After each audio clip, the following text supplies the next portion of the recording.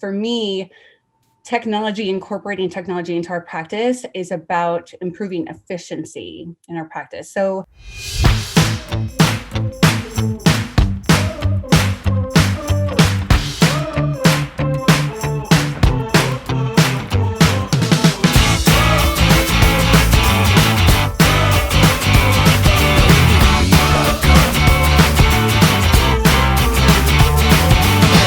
Good to see all of you guys here. And as I mentioned in a previous post, technology isn't just about integrating in the latest and greatest. It's about integrating in all types of technology, whether it be innovative business models or innovative marketing strategies or maybe innovative product lines to grow our practice and ultimately grow the industry for all of us. And growth isn't always about being better. Sometimes it's about being different. And so I'm here with Dr. Amanda Gallagher, who's queen of being different. She always plays by her own set of rules, queen of authenticity, and building a brand about who she truly is. So Amanda, would love to hear from you regarding what technology means to you and how you've been able to integrate technology into your practice. Yes, well, John, thank you for having me. I'm super excited to be here, and it's always a pleasure to, talk to you. And, technology for us in our practice is incredibly important. It wasn't always there as I purchased an office that was 35 years old. This was back in 2013. There was paper charts, all that kind of stuff. So, we had to kind of take our time to adapt new technology into the office. But for me, technology is about staying ahead of the curve. So not only that, and I think that's a lot of the reasons why a lot of us are very involved in technology and the new things that are out there, whether it be x-ray machines, iTeros, all different scanners, printers, and all that kind of stuff. But for me, incorporating technology into our practice is about improving efficiency in our practice. So the one thing that is important for our practice, because now we had just opened our third office in the summertime, and it's just a solo owner, but we do have multiple associates. But technology is important for efficiency and growing the business. But as we have more doctors that are practicing with us, it's about helping to improve the efficiency and treatment outcomes as well. So using technology in multiple ways to help, grow our office is incredibly important. And, for anybody who's looking to grow their practices, it is really important to have the right team in place to help you grow and help you continue on with technology. So what types of technology do you leverage? And I mean, it could be all, whatever pros you have. We do have multiple iTero scanners in each office. So we're fully digital impressions, especially after COVID. We used to take impressions when we would take off braces before, but now we have eliminated all impressions. So we have multiple scanners for all of our appliances, for all retainers. We have multiple 3D printers. So the other thing is too, we brought all of our lab work in-house. We do all of our own 3D printing of the models. We make all of our own appliances, except for like Herbst and Lar and that kind of thing. But we're constantly, using those 3D printers and, leveraging that technology. Regarding technology of treatment, there's definitely ways that I look to continue to improve our efficiency, but technology of treatment for me, especially having multiple doctors, I really want to get everything on the 3D control as far as Invisalign, InBrace, whether it be light force or doing some type of indirect bonding. Again, it's about creating efficient outcomes and predictable outcomes for the patient. So the technology with how I can control Invisalign, as long as those patients are wearing them, we're going to get what we need to do because we know how to treatment plan that now. InBrace, the same thing. It's a learning curve right now for me, but again, same type of thing. I know where I'm setting the teeth, and I know that as long as we get that InBrace on there correctly, that we're going to be able to get those efficient outcomes. Now, the braces part, that is going to be the next thing I want to explore in the future is, just being able to do the indirect bonding. So, whichever company we ultimately decide to go with, I do think that's important for the bracket positioning and the efficiency and timing of treatment.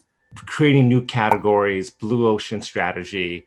Right. I think as an orthodontist, maybe coming up, I thought a lot that life was a zero-sum game, that there's only X amount of starts out there, and just watching you and what you're doing and just kind of like having successful clear aligner practice and labial practice and, you know, all these other modalities and a businesswoman and a mom, you know, I mean, how do you do all these ands, you know, and not the either ors? Right. So, well, thank you. You know, it's not just going to the office to straighten teeth, right? It's about building confidence. We all know we do this to build confidence in people, make people feel good about themselves. But while we're there doing that, it's just overall, you know, the feeling of warmth, kindness, but really helping people feel and look their best in general. And, you know, the practice that we've built, it is a very much of a salon-like practice, I guess you would say. And at first, you know, when I would talk about this before, it's like, okay, I wanted to build a practice where moms would feel like bougie, right? Like where moms would feel like really good to come in and bring their kids. Well, that has now changed to most people don't feel comfortable going into the standard traditional orthodontic office. They feel more comfortable coming into a place that looks, you know, a little bit more high end.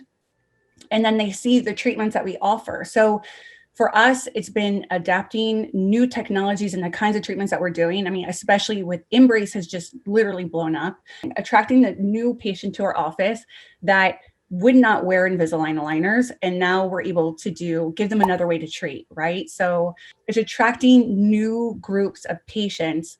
And that's that what you abundance mindset, right? The blue ocean, right? So is that there are plenty of patients that are out there, but you know, just finding that niche to attract that right patient to your office. But yes, it's growing everything in general. You know, we're about to make Diamond Plus. I'm like 5 cases away from Diamond Plus right now, which again, we just went from Platinum to Diamond and Diamond Plus all within a span of like 3 months here.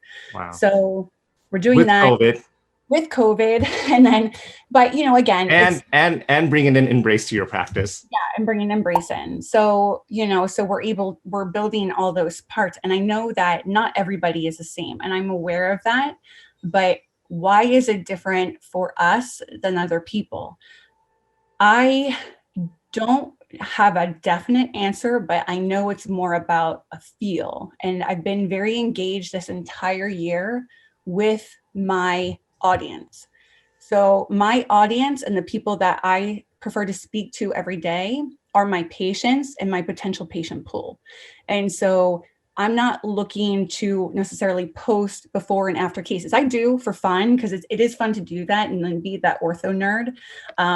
You know, to show people, for me, honestly, posting cases is like, I know I want people to understand that I'm still doing, despite doing all this stuff that I do, that I'm still doing really good work. Like, it's not like, it doesn't have to be all or nothing. You don't have to have like an incredibly insane practice and then be doing crappy work, right? So trying to maintain high quality standards. And I want people to understand that I'm still doing crazy orthodontic treatment at really high quality, but you know, and can still talk to my audience. You mentioned something earlier, Amanda, and you talked about customers, consumers versus patients. Yeah. And is there a difference to you between a customer, a consumer, and a patient? Yeah, I should say not necessarily. I mean, they're all become the same because they're all consumers of the product that I am selling. And so, but I guess that is also the difference in mentality too, right? Is that they are all patients, like, and I treat them all like patients and I care for them all like patients. And I'm going to do everything to do the right thing by them and treat them, you know, like they were my own family, and they feel that, but they are a consumer. So when it comes down to it, what are people, I want to be in line with what people are deciding to consume. What are the things that I like to see? What do I gravitate towards? And that's what I want to put out there for other people to gravitate towards me. So yeah, so as a consumer, people are very into aesthetic treatment. So it is the aesthetic consumer. It's the people who want Botox and filler and whitening. It's that mindset that's going to be seeking aesthetic treatment. So they are a consumer, they become my patient. I've really been impressed with how you've been able to create this brand and this presence on social media. And can we talk a little bit about that? And just, what does that mean to you? How do you do it? How do you go about thinking about these things? It has been, growing social media has been really important because the patients, the moment they enter the office, they know me. And I know that we've talked about this before in different groups, but they really do have the true sense of who you are. And so from a conversion standpoint, they come in knowing you, they know they're already aware. Again, the consumer is already aware of what else is out there, but they choose you, they're going to convert, so it has played a role to help increase conversions, I would say. And then to also share what I have out there. So again, they're learning about InBrace before they even come into my office because they saw that I got InBrace on, or they saw that I posted somebody who got InBrace on. From that perspective, I mean, if you can put yourself in the shoes of the patient, and it's like, I now fully understand how to prepare the patient for what they're going to experience. And it makes me feel more confident and, sharing the treatment with them and then encouraging them to get started. So, I mean, all that is helpful, but they see that first on social media. Mm-hmm. And then, I just kind of like bookmark or do the highlights, like the story highlights. And then people can always go back, or I'll be like, okay, go check this out before you get it. So then they already know what to expect. Selling, quote unquote, marketing in orthodontia has historically been frowned upon for some reason. And all of us, I believe, are always selling something. I mean, even if you're not selling, you're the orthodontist who doesn't sell, quote unquote, right? What's your take on that as you go on, the Instagrams and social medias of the world trying to share your story? How do you balance all that? So I never honestly consider myself selling. I feel like it's more like educating. However, as I continue to grow my audience, I realized my ability to sell, which is interesting.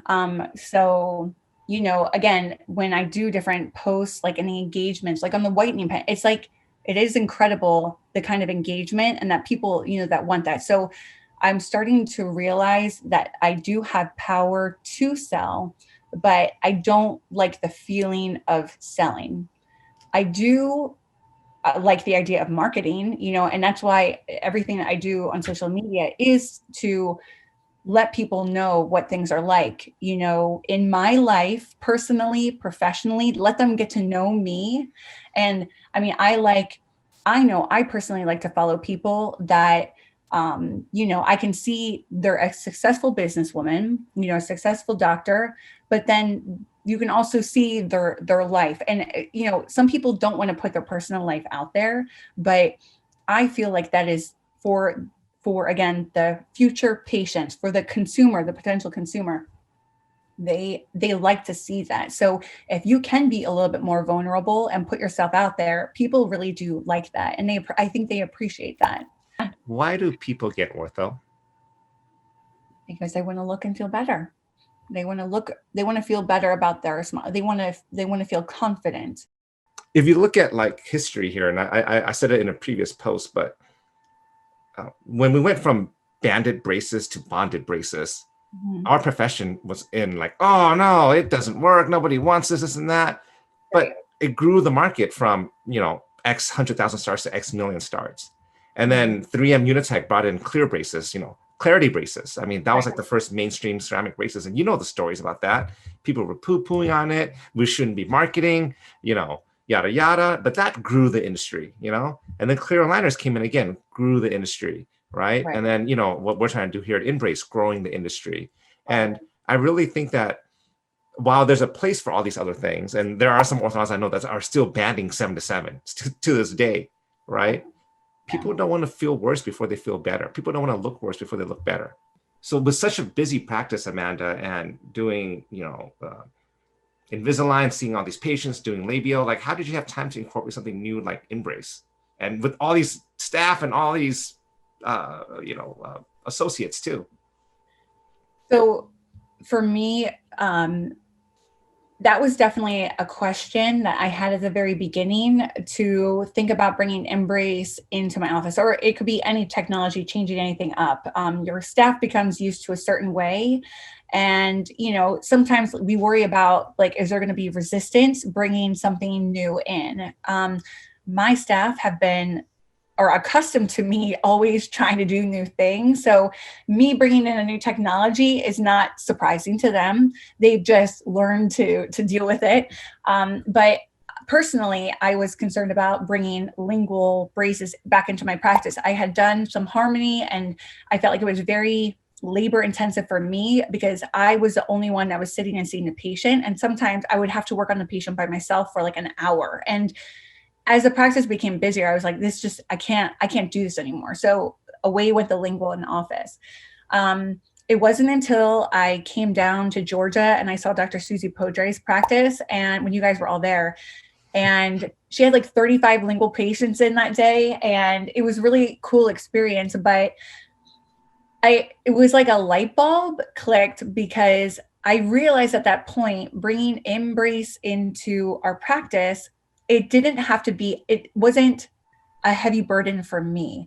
I realized that delegation is incredibly important and that is the way that this is going to work. So I knew it was important for me to understand the product. It was important for me to understand how to do the setups. It's important for me to know how to place the wire, remove the wire, bond.